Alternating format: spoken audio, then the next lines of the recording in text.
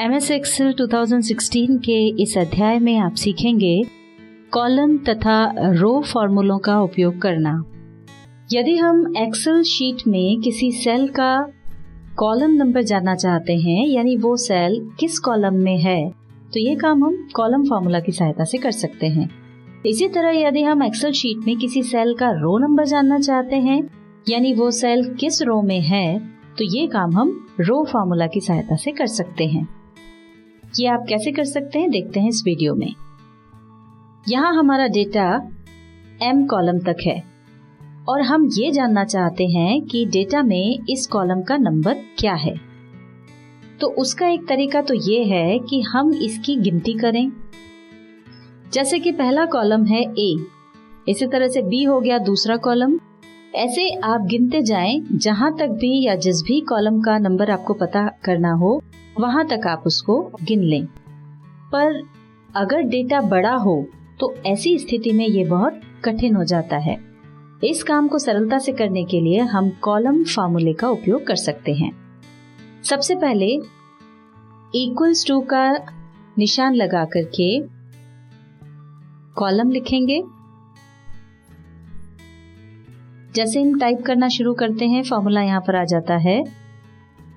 यहाँ पर हमको दो फॉर्मूले दिखाई दे रहे हैं, एक कॉलम है और दूसरा कॉलम्स है। कॉलम्स फॉर्मूला हम अगली वाली वीडियो में देखेंगे। अभी हम कॉलम पर डबल क्लिक करेंगे। अब यहाँ पर लिखा हुआ आ रहा है रेफरेंस। इसका मतलब है उस सेल का संदर्भ या एड्रेस जिसका आप कॉलम नंबर जानना चाहते हैं। तो हम एक्सेल शीट में से किसी भी एक सेल को क्लिक करेंगे। सेल पर क्लिक करते ही देखिए रेफरेंस की जगह सेल का एड्रेस लिखा हुआ आ गया है, जो है M15। ये हम फॉर्मूला बार में भी देख सकते हैं। अब हम ब्रैकेट को क्लोज करके एंटर प्रेस करेंगे।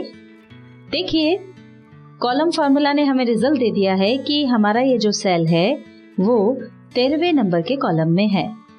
यदि हम किसी सेल में ये फॉर्मूला लगाएं और उसमें रेफरेंस ना दें, तो ये हमें वो कॉलम नंबर बताता है जिसमें हमने ये फॉर्मूला लगाया है। चलिए हम आपको उदाहरण देकर समझा देते हैं। यहाँ हमने कॉलम फार्मूला टाइप किया,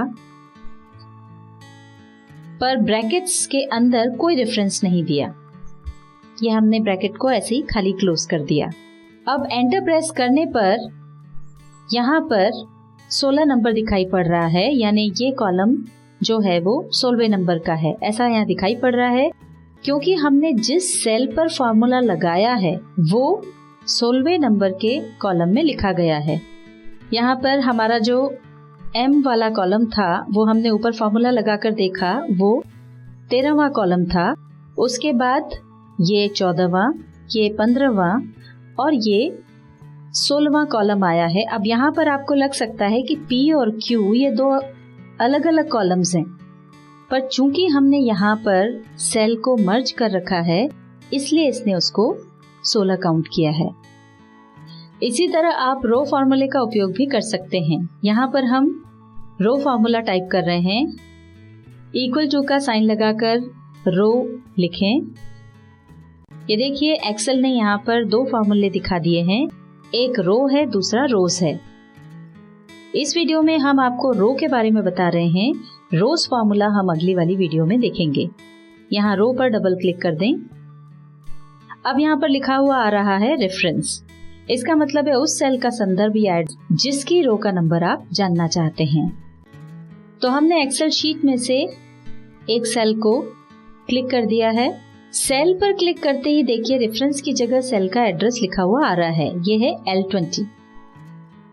ये वाला सेल एड्रेस हम फॉर्मूला बार में भी देख सकते हैं। अब हम ब्रैकेट क्लोज करके एंटर प्रेस करेंगे तो देखिए रो फार्मूला ने हमें रिजल्ट दे दिया है कि हमारा सेल 20वीं रो में है। यदि हम किसी सेल में ये फॉर्मूला लगाएं और रेफरेंस ना दें तो वो हमें वो रो नंबर बताता है जिसमें हमने ये फॉर्मूला लगाया है। चलिए आपको उदाहरण देके समझा देते हैं। यहाँ पर हमने रो फार्मूला टाइप किया और ब्रैकेट्स के अंदर कोई रेफरेंस नहीं दिया। बिना रेफरेंस दिए ब्रैकेट क्लोज कर दिया। एंटर प्रेस करने पर यहाँ पर 18 नंबर दिखाई पड़ रहा है, क्योंकि हमने जिस सेल पर फॉर्मूला लगाया है वो 18वीं रो में लिखा गया है।